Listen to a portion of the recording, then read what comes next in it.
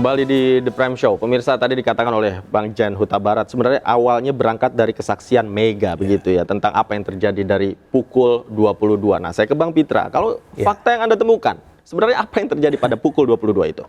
Yang pertama, kalau memang berdasarkan fakta persidangan dan fakta yuridis ya, adanya persesuaian antara keterangan saksi dan alat bukti lainnya, itu kita berpatokan kepada pengadilan.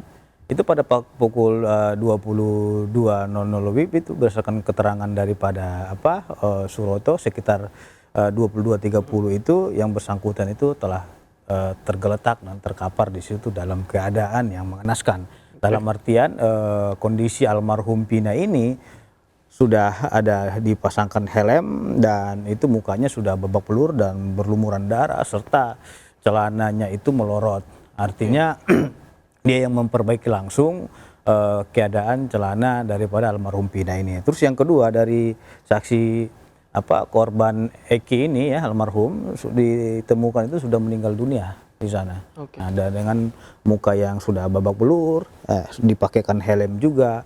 Akan tetapi tulang giginya itu sudah rontok, hancur, rahang atas dan rampa bawah ini sudah patah dan tengkorak belakang ini sudah hancur. Artinya, kalaupun tudingan teman-teman ini yang mengatakan itu adalah kecelakaan, saya kira itu adalah nonsen dan omong besar belaka. Karena bagaimana mungkin kalau dia menabrak trotoar dan kena kepada lampu jalan tersebut, yang kena adalah bagian belakangnya. Di bagian belakang ini, tengkorak belakang ini sudah hancur dan retak. Dan di bagian atasnya juga sudah retak, ditambah patah tulang kanannya ini patah, beserta dengan giginya sudah hancur. Nah, kita lihat kondisi daripada sepeda motornya Bung Dapi. Bertepatan juga saya bawa ini. Boleh ditunjukkan gambar sepeda motor. Nah, dari sepeda motor saja kita bisa lihat bahwasannya tidak ada peristiwa yang serius nih. Boleh ditunjukkan kepada kami dan pemirsa di rumah. Ini sepeda motor depannya, kata dia kan menabrak trotoar dan lampu jalan. Nah, kalau memang itu menabrak trotoar, ini tidak akan rusak ini depan ini. Padahal di sini tidak ada kerusakan. Gitu, di bagian depannya. Terus yang kedua, kita lihat dari samping kirinya. Dari samping kiri juga tidak ada masalah. Ini adalah motor yang saat itu digunakan begitu, Bang Pitra? Ini motor yang sudah digunakan dan ini dijadikan barang bukti oleh penyidik juga. Ini ada motor korban juga di sini.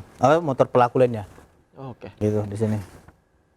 Jadi tidak ada yang lecet, itu hanya sebelah kanan sedikit saja ini. Saya tunjukin. Di sini saja. Hanya tergores saya sebelah kanan. Jadi bagaimana mungkin ini goresan kecil ya. Sedangkan kita melihat daripada kondisi korban ini, tulang tengkorak atas dan bawahnya itu sudah hancur, rahang atas dan bawahnya itu beserta dengan giginya itu sudah rontok, dan bagian belakang tengkorak belakangnya itu sudah hancur. Bang Pitra, artinya apa? Artinya itu mustahil kalau memang itu disebutkan kecelakaan, dan saksi fakta yang melihat di situ seperti Suroto, dia juga menafsirkan karena dia sudah pengalaman juga sebagai mandor ya, mandor yang mengawasi sekitar lingkungan tersebut. Dia juga melihat dan menyimpulkan itu bukan kecelakaan, melihat kondisi luka-luka ini. Ditambah lagi itu ada di muka persidangan. Keterangan-keterangan itu, fakta-fakta itu disampaikan di muka persidangan. Disampaikan itu di muka persidangan, ditambah lagi oleh yang memandikan jenazah ini melihat di sekujur tubuh almarhum Pina ini, khususnya mohon maaf di bagian kemaluannya ataupun terdapat lendir yang begitu banyak. Kita tidak sampai detail ke sana, tapi saya ingin bicara kepada Bang Jan. Bang Jan, ini diungkap dalam muka persidangan. Nah, apakah kemudian novum atau bukti baru yang dihadirkan Bang Jan dan kawan-kawan bisa menjawab pertanyaan-pertanyaan atau menganulir dalil-dalil yang tadi dikatakan oleh Bang Pitra? Tentunya di dalam mengajukan PK ini ada 3 syarat yang diperkenankan, ada 3 kondisi yang diperkenankan oleh undang-undang, dan semuanya ini telah kami sampaikan di memori PK. Tapi satu hal yang pasti bahwa pada saat awal penyidikan kasus ini, memproses kasus ini sampai dengan sidang pengadilan itu sangat minim bukti ilmiah yang ditampilkan. Pada saat itu sebenarnya ada satu ya scientific crime investigation yang ada, yaitu ekstraksi HP beberapa tersangka dan HP Pina. Di dalam HP tersangka juga tidak ada muncul pembicaraan atau ajakan untuk melakukan penyerangan.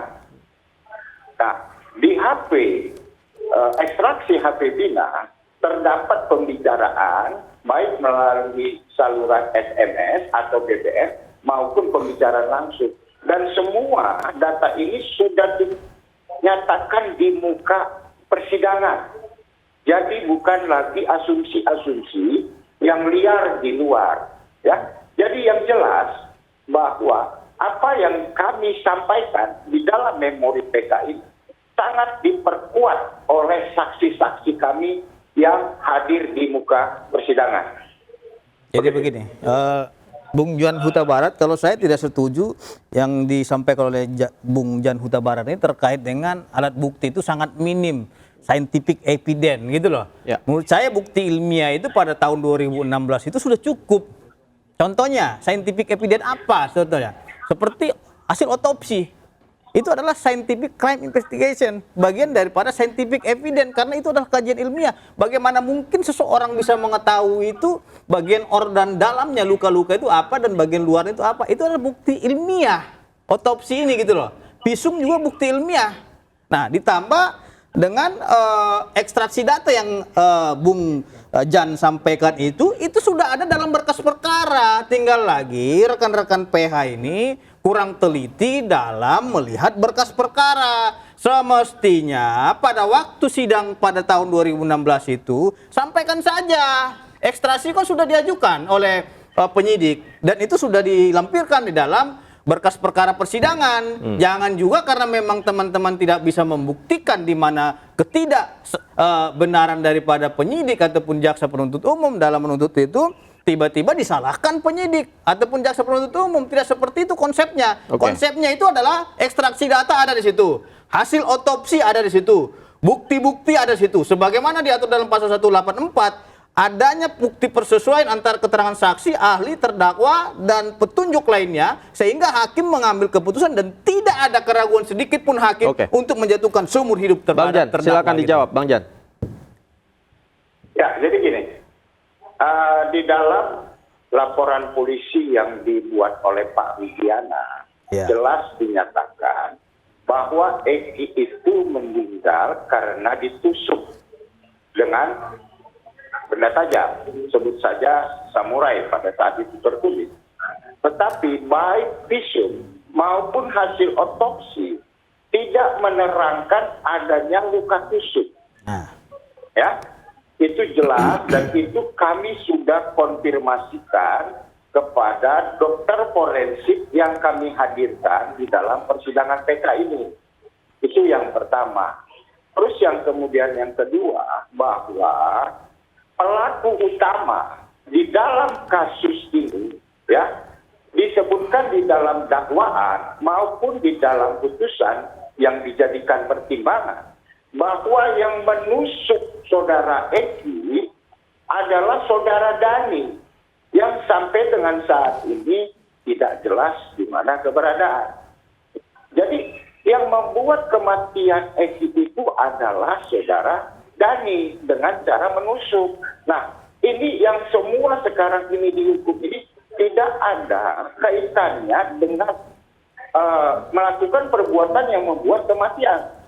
Ya, ini bahkan ada para pelaku yang hanya begini Jan, kalau dibilang tidak ada kaitannya dengan pelaku pembunuhan, nggak mungkin klien saudara sudah divonis seumur hidup gitu loh. Jangan juga saudara menganggap hakim ini nggak benar. Jangan bilang dong menyimpulkan seperti itu. Yang inilah yang sudah dijelaskan. Terus satu lagi, seharusnya Jan Huta Barat itu membaca berkas secara keseluruhan. Tahu nggak itu keterangan yang disampaikan Rudiana itu keterangan testimoni di auditu dari keterangan Jaya dan Sudirman. Artinya apa? Tanya dulu klien saudara, pernah nggak dia menyampaikan kronologi dia kepada Pak Rudiana, gitu loh. Karena bertepatan saya juga penasihat hukumnya Pak Rudiana, makanya saya tahu persis bagaimana awal kronologi sampai diperiksa di muka persidangan sampai ada putusan pengadilan. Jangan juga kita melihat berdasarkan LP gitu, tidak. Lihatlah secara keseluruhan, keterangan saksi mana, yang mengatakan melakukan penganiayaan, pemukulan dan lain-lain. Klien saudara saja mengakui memukul. Nah, sekarang saya tidak mengakui. Bagaimana mungkin sekarang tidak mengakui dengan adanya film Pina Cirebon ini viral sehingga Oke, Bang bermunculan Pitra, kita saksi-saksi kasih yang liar kesempatan gitu. Bang Jan. Bang Jan, silakan. Saya berterima kasih kepada saudara Pitra akhirnya mengkonfirmasi bahwa ternyata Pak Rudiana itu membuat LP setelah mendapat tersangka. Makanya baca Berarti putusan diakui berdasarkan adanya proses. informasi yang disampaikan oleh Jaya dan Sudirman. Lihat dong putusannya.